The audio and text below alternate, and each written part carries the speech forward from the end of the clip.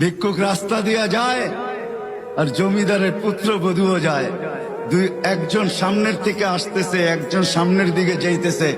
দুইজনের ক্রসিং এর সময় ভিক্ষুকের গায়ের কাদা জমিদারের পুত্রবধূর গায়ে লেগে গেছে।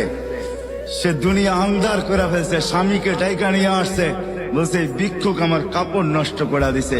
সে শুধু ভিক্ষুক ছিল না, বৃদ্ধ ছিল। বৃদ্ধ ছিল না শুধু, জীর্ণ ছিল, শীর্ণ ছিল। শরীরে কাপড় ছিল না, ফাটা চিরা কাপড় ছিল। পায়ে জুতা ছিল না, পেটে ভাত ছিল না। জমিদারের পুত্র সইতে পারে নাই, যৌবনী শক্তি সয় তো সয় কি কইরা। তার স্ত্রীর গায়ে ভিক্ষুকের কাদা, বস সমগ্র শক্তিকে হাতে জমা করা, একত্র করা বৃদ্ধের গালে বসায়। বৃদ্ধ কিচ্ছু বলে নাই, শুধু উপরের দিকে তাকায় দুই তিনটা শব্দ উচ্চারণ করছেন। শব্দগুলা হলো ইয়া মাল্লাহ তারা হলো ওয়ুন, ও আল্লাহ চোখে দেখা যায় না। ও তারা কুল্লা শাই, তুই সব দেখিস।